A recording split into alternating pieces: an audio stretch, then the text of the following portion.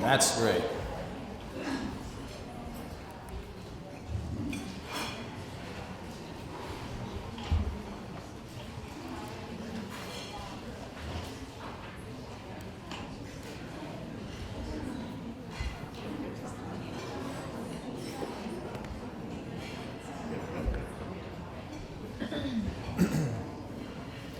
All right, thank you all for putting up with our technical video difficulties, but we're set to go. First, just has nothing to do with my presentation, but I have to tell you this because I think it's quite funny, and you're the first people I can tell about this, but whoever won the Legos, George leaned over to me and says, "Your son loves Legos." And I said, "Yeah, wait till you hear this." My son's 12 years old, and on Monday morning, he runs into my bed at 4:30 in the morning, just shaking and had a nightmare. I didn't bother to find out what the nightmare was about until he woke up. So the next morning, which was Monday morning, I said, "Son, what was the nightmare about?" And I'm visualizing, great big, I don't know, scary monsters or what have you, or zombies. And he said, "Dad, I dreamed that I had my Lego guys, and then I walked in the next day and they had been all disassembled." And that was his nightmare. I was like, "You were scared about that?" He's like, "Yeah, they were all disassembled and put back together weird." And anyway, so has nothing to do with that, but I just had to laugh because children are great. So anyway, hello and welcome. My name's Kenneth Grover. There's a few of you that are new, so I thought I'd just take a short moment to explain where I'm from. And I'm from Salt Lake City, Utah, and I have the opportunity of working with children there in the city. We are a fairly large school district compared to some. We have about 25,000 students in the K-12 environment. And we serve students from across the world in our schools. So we have an honor and privilege to work with all types of students and student learners. So with that, I want to jump right into what our theme is transforming schools from within. And so I thought I would just talk a little bit about what transformation means, what transformation looks like. For those of you who've been in some of the sessions, you understand what we're talking about in the sense of how we're going to transform schools. And I'm not going to give you a blueprint of how to do that. That's for those breakout sessions. But I want to share with you what we chose to do in our city and what we chose to do in our environment and the outcomes of it. And I'm not here to say, because we've all been to many conferences and listened to people like myself. But first thing I want you to know is that when I started having conversations with Denise and with her great visionary leadership, I said I would work with Denise in the state of Arkansas if the willingness was to transform and there was a commitment of 3 to 4 to 5 years, because transformation takes time. And so Denise said yes, and I said, "Great, Denise, and I want to work with you as well and your office to begin the process of discussing and moving schools forward." The one advantage Arkansas has over many states that I've been in is that you have, in some degree, already started this process. You have some schools that are very successful, and you have some schools that maybe aren't as successful, but you have folks looking at mindsets different, and that's encouraging. But I just want to take this one step further and tell you what we've done in our school and how it might leave you somewhat inspired to think we could do this here. So I want to set the stage for what the school looks like. Our school district is 60% minority majority. About 80% of our minority students are Latino. We have about 10% that are Polynesian, Pacific Islander, meaning from Samoa or Tonga.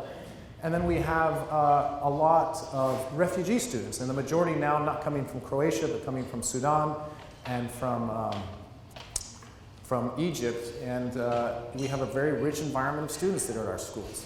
Poverty is also a challenge and an opportunity to work with, and that also exists within our schools as well. So with that mindset, just know that we are an urban setting. We are very downtown Salt Lake, probably similar to downtown Little Rock, I suppose. I really don't know a lot about Little Rock, but in any case, so kind of setting the stage for that. So here we go. You're in the right place and you have the right mindset if you believe schools can transform. If you're willing to do the impossible and you want to continue to be a visionary leader. But you're in the wrong place, so if you're in this mindset, then hopefully you can shift a little bit. You want school for your child to be like it was for your grandfather. You plan on not learning, so if you're here today to not learn, you're in the wrong place. And you believe that teachers and schools cannot transform. So if that's where your mindset is, we need to have you help shift, because that's where we're going to go. And I want to remind you at the front end that I do get a little bit emotional when I talk about kids and such. It's just because I know these students personally, I know their stories, and I know they exist in your schools too. So if I choke up for a minute, don't worry. I'm just working through some emotions that bring me great joy in thinking about what we've done to help our children. So imagine a school. So how do you imagine this? How do you imagine school being different? And we walked you through some steps this morning about what schools could look like. Imagine what it might look like in your community. It's going to be completely different than the one we created in mine. It's going to be completely different than what George created in Indiana. But it is personalized and meets the needs. I started this morning by showing you a picture of Ashley Chavez. So I want to finish the story about Ashley Chavez because I think it's very important. I think it brings some relevance to this discussion today. So Ashley Chavez was looking for a school to attend. Let me tell you a little bit about her. She's a young Latina coming from a single-family home. She is the secondary breadwinner next to her mom, and she's the primary caretaker. Her mom works the night shift, and so she primarily takes care of the children. She gets them off to school, and then heads to her school, and then has to get home to receive the children before her mom wakes up to go to her night shift. Ashley Chavez, and she wouldn't mind you telling me this, so she gave me total permission. Ashley Chavez was looking for a school, and she was reading at a 6th grade level as a 9th grader. She was also involved with, I know you won't believe it, but in Salt Lake we do have some gangs. And so she was involved with a gang, and she was not heading down any great path. But for whatever reason, she came across a school that we had created called Innovations. Innovations Early College High School, we started in 2012, in August, the same year that she began her schooling. She came to the school, decided, I want to try this environment out. I want to see if it'll work for me. Ashley, in the middle of November, she came in with her mom and said, this school isn't working for me. I need to go back to a traditional environment. I said, oh, well, she didn't say it like that, right? She said, I don't like this school. It's not working for me. And the reason was she had not earned any credit yet. And in a high school setting in Utah, by November, you've earned at least 2 credits. In fact, Ashley, we weren't even allowing to engage in any content in the 9th grade level. And the reason is because since she was reading at a 6th grade level, to expose her to 10th grade or harder reading material was going to frustrate her. So what were we doing for the first 2 months? We were doing what everybody knows. We were filling her academic gaps through interventions in reading. And we said to the mom, true, she has not earned any credit to date, but her reading score is now about a 725 instead of a 689. It's growing slowly, and by the time that December gets here, we should be able to get her into her classes and ready to learn. Some people would think that that would be akin to negligence on our part for not providing the education immediately for her in her college or in her high school classes. But for Ashley, she would not have survived those classes. She would not have understood the material that was going on in the coursework until we were to back up to then move forward with her. So she came to Innovations Early College High School. But let me tell you about this school that we created. It was created like, I like to use the analogy of having a child. It was very, very painful. And when we gave birth to it, it was even more painful. And then when we named it, the board came unhinged. We had been talking about a school. It was all in their minds. It was great. As soon as we named it and the first student came, the board just became unhinged. Like, what in the world are you doing? What kind of a school have you created? How can students possibly move at their own pace? How can students possibly have control of their time? This must just be a place of chaos. So when we opened it up, they said, Ken, we're going to give you the opportunity to enroll 40 students, and that's it. 40 students. Remember, we're coming from a catch basin of 25,000, so 40 is pretty small, but they didn't want us to damage more than 40 students, was their opinion. And the reason they were concerned is, what was it like for our students? So I explained to them what it looked like. First, we opened up the school and we left it open from 7 until 5 p.m. Our traditional high schools, probably like yours, opened up at about 7:35 and we close at 2:15. You might disagree or agree with me, but a lot of research bears out that adolescents tend to be at their highest level of learning from the hours of 10 until 6 or 7. You can argue that adolescents never can learn. I hear you. I know. You're like, oh, well, there's some flaws in your data, Ken. But yet we were starting school at 7:50 or at 7:30 or 7:45. I had an experience in my school system to know that starting the schools at this time would be helpful for some, but not for all. But our Board of Education, anybody a board member here? No? Good. Then you won't be offended. Our Board of Education, back in 2001 and 2002, spent over $150,000 to have folks from the East Coast, because the East Coast is smarter than the West Coast. You know how that works. They came out, they spent about 6 months studying adolescent sleep times. Sorry about that. Are you from Maine? I am. Sorry, I didn't even think about you in the room. I apologize. No, you don't have to. And they spent $150,000 to let us know that adolescents should start school around 9 and should finish up around 3 or 4 if that was an ideal schedule. Our board, taking that information, then started our schools the next year. Do you want to guess? 15 minutes earlier. I still don't understand that logic. So you can see that in a big system like that, sometimes logic doesn't work out, and it was about transportation that we talked about earlier in one of the sessions. But again, we decided to start school 7 until 5 and making school available after 5 o'clock. Additionally, in this school, there are no class bells and there are no class periods. Not a one. A student is able to come to school within that day for 6.5 hours. They need to demonstrate that they're learning and working on their coursework and working with their teacher. But they get to choose that 6.5 hours. That simple. I did make one mistake in the first year, and we used to say you could come for 4 hours. Students interpret that as 2, so we actually had to round it up to 6.5. But mind you, I use the word they must be engaged in learning for 6.5 hours a day. Without offending any of us in the room that might be high school teachers, but you probably would agree to have students engaged in their learning for 6.5 hours is probably twice as much time as they would be engaged in learning in a traditional school. So I was already getting a bigger bang for my buck by having them engaged for 6.5 hours. And this is important because when you talk about the outcomes we've had, I want you to understand the framework that we set up to have these outcomes. Students are engaged in learning all the time, except for when they're not. Yes, I have adolescents in the school, and yes, they do like to visit, as they always do, but they are engaged in their learning all the time when they're in those classrooms. What is it? Oh, yeah. Students choose how and when they learn. And we talk about this, seat time no longer dictates learning. Let me drive that home by a point from a young lady named Helen. She came to my office in January of her first year of school and said, Mr. Grover, I get this. I finally figured this out. I could be here every day. Every day I could be at school, and if I don't do anything, I will not be able to graduate. And I said, you are exactly right, Helen. Because she'd only earned 0 credits in the first 4 months of her high school experience. This was in our first year when students were still figuring out that they owned their education. Thank goodness she figured it out and is now on track 2 years later. But seat time no longer dictates learning. And the reason I say that is because any of you who've handed a diploma to a child, which I've handed hundreds, if not thousands, when I was a principal at West, there were a few students that walked across that stage at the Energy Solutions Arena, and I just said, no, I'm pretty sure that child can't read this diploma. And it's because they were able to sit in those classes and do just enough to be able to earn that. But in an environment like this, you just aren't able to earn credit until you show your competency and show that you know what you need to do. So that's what it looks like for our students.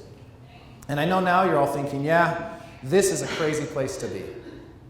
And it is a crazy place to be. But let me say it in a twist on words that really helps you understand. We have given control to the students, and by doing so, we have actually gained more control than I ever had in a traditional school. As I mentioned, and I apologize for repeating, when I was the principal of West and the assistant principal there, 80% of my time was spent clearly on disciplinary issues. That's all my time was. And as I said, I was a fireman. Trained to be an educator, went to work to be a fireman. And that's simply because there were so many issues to be put out, so many students frustrated, so many behaviors where they were acting out. And in my opinion, the reason they were acting out is we were not meeting their needs. And because we weren't meeting their needs, they were finding ways to behave themselves out of classrooms, to get into engagements in the hallway so they didn't have to be in that next class that they were dreading.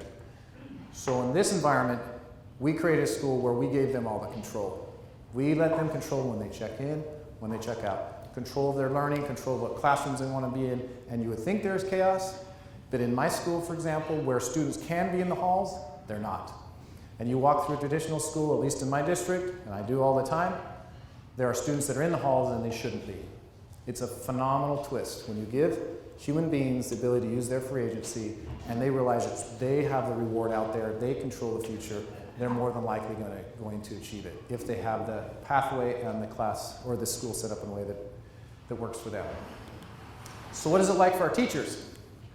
Flexibility and freedom. Most teachers, when they hear about this, think, oh my goodness, I won't have control of anything. How can I possibly help and teach children?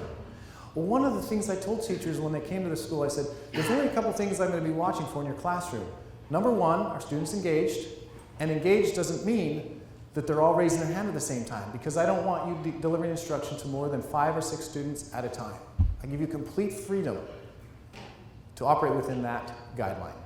And the reason that was so powerful is because in our state, probably like yours, there's a lot of, I've got to go through a classroom, I got 52 different standards to observe a teacher by. Well, when I look at it, I don't want to observe probably 3/4 of those behaviors I don't want to see. I don't want to see and count how many times a teacher's calling on different students. Because in an environment like this, it won't necessarily ever happen, because the teacher's only going to be working with small groups of students at a time. There could be 30 in his or her room, but they're only working with 1 or 2 at a time. And they have the freedom. Imagine where you're not controlled by bells. If you don't have bells, everybody heard of the word or the acronym PLCs, right? In our district, it's district-wide, we have PLCs. In our school, our teachers probably have 2 and 3 PLCs a day. Not because it's mandatory, because they're realizing there's a certain trend and a certain learning with certain students. So they just congregate and say, hey, and we have tutors in our school, so tutors may watch the room for a minute, the teachers go and collaborate and figure out, hey, how are we going to meet the needs of this student? Or the Language Arts 9 curriculum needs a little tweaking or adjusting. They can do that on the fly almost. They have the freedom and the flexibility, and they're no longer siloed. Another key factor in our school is research also bears out that students are more successful, and this is in the high school setting, probably in elementary as well, when they have a relationship with an adult in the building. Doesn't matter, but if they have some type of relationship with an adult that can be an advocate for them. So we took it one step further and said every teacher in our school is a mentor to approximately 30 students. And that mentoring is intense. That means they take the personalized education plan that our student has, and they follow up with that every week. They meet with them. Could be a 5-minute conversation, could be a 1-minute, might be a 30-minute. Meet with them every week to follow up on monthly goals, and every month to follow up on their yearly goals. And so important is that relationship that those teachers are with that student all year long for 4 years. And when they finish, guess who gets to give them the diploma? The teacher. So the teacher is the one that's in the front of the line handing the student their diploma, that mentor teacher. The gray-haired board member that they've never seen before or since the graduation doesn't even get to get in that line. And I have to politically navigate that every graduation. I say, hey, we're just going to have you just sit over here because they don't know you anyway. So it might be different in your communities, but it's the teachers that are important, right? And now teachers can teach. They can truly be what they were hired to do, or at least what they got into teaching to do, is to be a teacher. Not to be a behavior manager, not to be an attendance guru, but to actually be a teacher. And because of that, they're able to meet individual needs in powerful ways. And I already mentioned through one-to-one and small group instruction. So you're saying, okay, this is great. This sounds wonderful. Now I set up the school to tell you we're in an urban setting, we're not charter, we're not private, we have no special rules, and here's some of the outcomes. So when you envision this, although these are just numbers, I want you to envision faces, because it's truly what it is. So I'm going to throw up 3 numbers here. I'm just going to go slower, so see if you can guess any correlation to those 3 numbers. Now we're talking about outcomes. Anybody want to take a stab at what those numbers are? Inception was 57. What's that? Inception was 57. Inception was what? Beginning. 57 what? The 57. Is what though? Let's start. Oh, let's start. How many numbers? Restart. Close, but not quite. Who said it? Someone said it. Graduation rate. So close. Graduation. Initial graduation. Initial graduation rate. Oh, inception. Okay. Sorry. She's a higher level. I have to come down to even understand her and Denise. I just like, what? This is our graduation rate in our first year, and you would say, that is horrible. We opened the schools in 9-12. We took every grade level in. Our 12th graders that chose to come to the school were not necessarily the students that were thriving at their traditional school, or they would have stayed there. In our second year, that's our graduation rate. The year we just finished up, that's our graduation rate. Let me give you a comparative analysis. Our traditional schools, of which are right here in the same neighborhood that we were, are graduating between 72 and 74. Easily 20 points higher. What is funny about this, though, is in their first year, when we're meeting, the administration superintendent said, well, that's okay, because Ken's taking the students that didn't really want to be in any other school. We have an alternative school in our district, but we guess we're picking up other kids. And I kept explaining, no, we have a cross-section of the whole district here. And then in the second year, you know what they said? He must have kicked out all those kids that nobody wanted, and now he's taking all the best kids. Truth be told, it's the same students. We haven't changed any of the students. And then last year at 95.3. We don't know if we'll ever hit 100, but we're certainly striving for it. And this is a true graduation rate. Some states like to sandbag it or kick kids out. We have a zero takeout. We have zero takeout. We have a zero policy for moving kids. We will not refer a student out of our school. The only time we refer a kid out in our school is simply because they want a GED, and we are not a GED granting school. So that's the only reason for which we will let a student leave. I will hang on to a senior if they have 2 credits. I'll hang on to a junior if they have 1 credit. It doesn't matter, because we believe that if we can't serve that child, probably no other type of school will in the whole country. So we hold on to these children, and we don't give up on them. And part of their frustration is they know it. We keep working on them and working on them. But graduation, oh, there's the graduation rate. So that gives you a sense. The state of Utah, 81% in 12, 83%. I don't have the number this year, but somewhere around probably 83%. So that gives you a comparative analysis to what the school's doing. Remember, we should be scoring lower than the state average because of the population we serve, simply because that's always been the trajectory. So this is very significant. These 3 numbers, well, these are harder numbers to try to figure out what the correlation is. This is the number of students we started with. We opened the school with 188 students. Remember, the board gave me permission for 40. And this was the second time I almost got fired. So the board calls me in at a board meeting, and ours are very long board meetings. 7 people like to hear themselves talk for a long time. So they pulled me in and said, hey, Ken, and I remember the board member looking at the paper.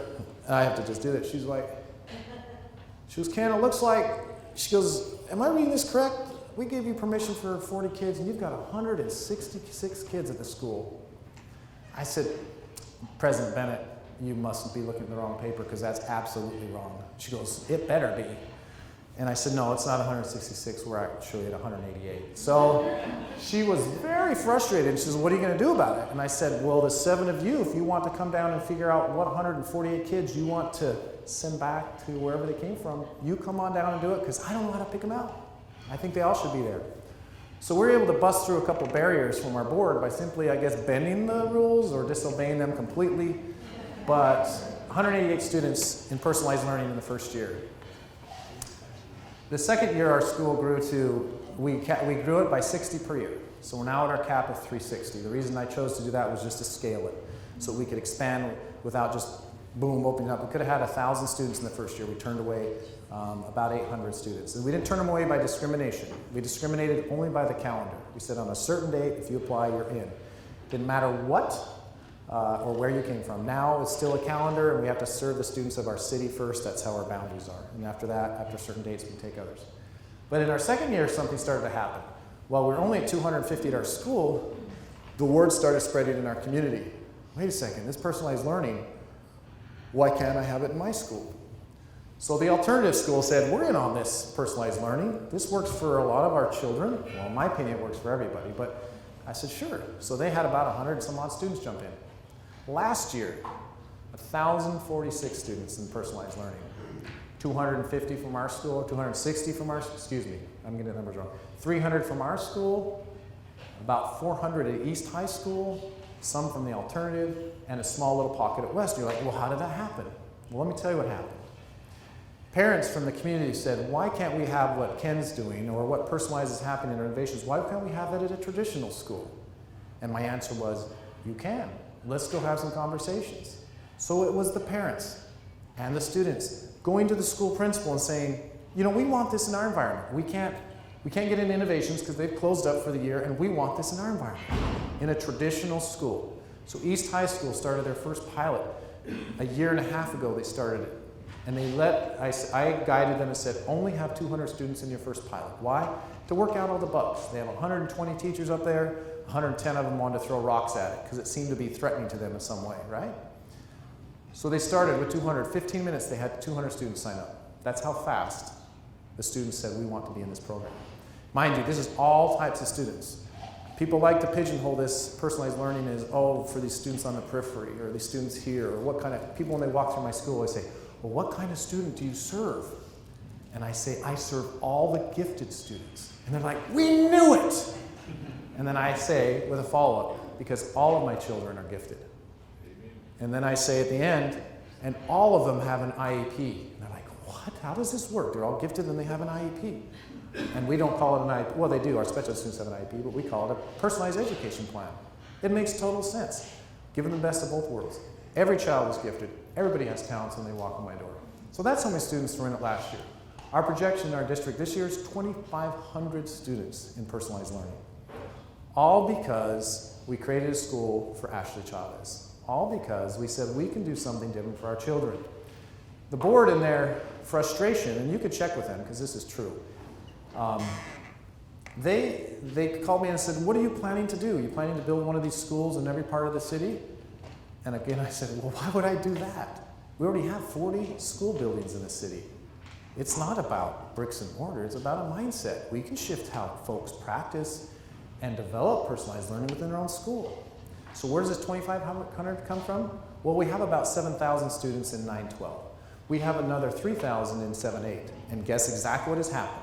The high school students, both at East Innovations and out west, are saying, Mom and Dad, why can't I have this in middle school? Their little brothers and sisters saying, why can't I have this there? So not by my volition, 2 principals called me about 7 months ago from the middle school saying, Ken, we don't know what to do. Our parents are saying in our community meetings they want something called personalized something. I don't know what it is. I said, oh, are they wanting personalized learning? He says, yeah. I said, let me talk to you about how it works and how it would look in your middle school. So the push down is already occurring. I would anticipate when I told my board, no, we're not building a school like this in every part of the city. We had to build one initially just to break through all the myths and barriers that existed in my community.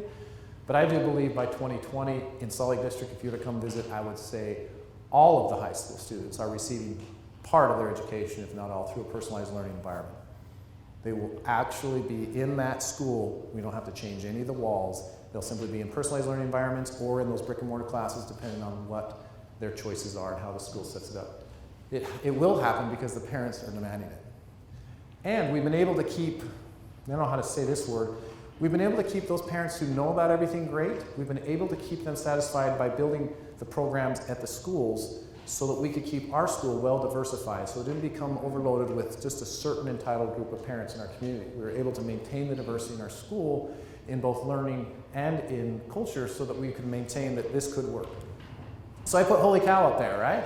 That's amazing. So let's hear a student voice or two. Let's see if the audio will work. Nope, it's not working. Let me see if it works.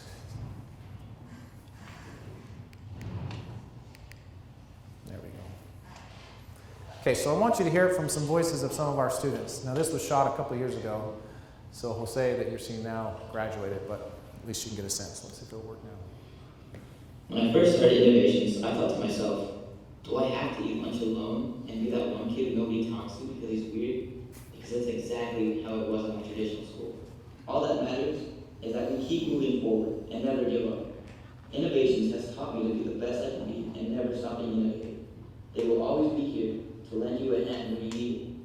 When I got into the rhythm of how the school was and how the courses were taught, it all just seemed to flow together. I felt more motivated with the teachers by my side and with the way the courses were. I feel like I can finish my classes faster and not only just pass them, but have a great score with it. Here is totally different. When I get something done, I feel good about it. I feel like I'm actually in charge of my work instead of my teachers. I feel like going to Innovations is helping me to move forward in the world, like giving me the time of a job and move towards college. At my old school, I would stay up late nights thinking about my assignments. I have a difficult time studying for tests. I would get the materials done, but I feel like I wasted my time because at the end of the class period, I wouldn't be able to explain to my friend what we learned. However, at Innovations, although the material is hard, I feel like I'm learning a lot more. Knowing that I'm in control of my learning makes me stress-free. When Innovations gave us the freedom to work on our own pace, I'm no longer being held back by slow timelines, which has given us kids such a rewarding feeling. Best of all, we can also relax and have some breathing space. This school shined a light on me. I can actually work my best, knowing I'll be in college. I can move at my own pace here because I like finishing these courses faster. If I understand something here, I don't have to wait until the next subject. I can do it right then and there. I feel innovations is student-centered because it's really all on us. We finish early, you're done with it. I don't have to wait to turn in an assignment, and it's a huge weight lifted off my shoulders. I noticed that here I can work on my own time. If I finish something fast, it's done and I'm on to the next one. I started catching up with credits, and it just made me feel really happy and joyous. This school made me feel free in many different ways. I have a flexible schedule, it's helping me become more independent, and it's sort of unlocking me from the world of procrastination. I can proudly say right now that I'm glad that I came and tried this approach. So closing thoughts. Aren't those beautiful children? We did this in our school district with zero money. The state of Utah, unfortunately, has the bragging rights, depending on which publication you read, is the lowest funded in the country. Our WPU is around $3,000, so I'm not sure what it is here. But we did this with the lowest funding in the country with no extra money. And as I mentioned, although not in too much detail, there was zero support for this idea and initiative. It was only by strong-arming a board after 3 hours of presenting that just said, why don't you try something different? We aren't being successful in our traditional schools. It's about time we attempted to do something different. True, it took some leadership and some courage, and I got really red and angry. But in the end, we didn't have a whole lot of support, other than from a great superintendent who plowed the road and a business administrator who said, we'll take care of the funding and the arrears, rather than having to worry about generating money. So that was great. But we did it with zero excuses. We were at, and we are in this room, as well as anywhere in the country, we're about the student. We are here to do what's right for the student. You were hopefully engaged in that when you went to school, when you became a professional. You were in it, certainly not for the money, as we always joke. You must have been in it because you have a belief that you can have and make a difference in the lives of children. If that's the belief, then I challenge you to work and use that to your advantage. Putting a child in front of every decision makes the road much easier to go. The reason I put Ashley's picture up there was so that you could see how easy it could be, because you can put a picture of a student in your mind, in your mind's eye, to say, I could do this because there are those types of students, because they're all our students in my schools and community. So when you think about this, think about what you could do differently in your schools. All I can say is, I didn't get on this road because I thought it would lead me to Arkansas. I got on this road because I knew we had to do something different for our schools. I was sitting in a meeting many years ago around a table of folks, and we talked a little bit about this in the breakout, where they said, there's a lot of folks, a lot of leadership that they're retiring in 1 or 2 years. And then they're not going to do anything different because they're just waiting their time and they don't want to get involved in a new initiative. Well, this isn't an initiative. This is not a program. This is shifting wholesale how we educate our children. And I remember sitting around that table as I had it on similar, and they were all folks that were going to retire in the next 6 years, and I thought, I will not be one of them. I will not be 66 or 62 and look back and say, you know, I could have done something like that, because I didn't. I should have done something like that. No, I wasn't going to look at my sunset of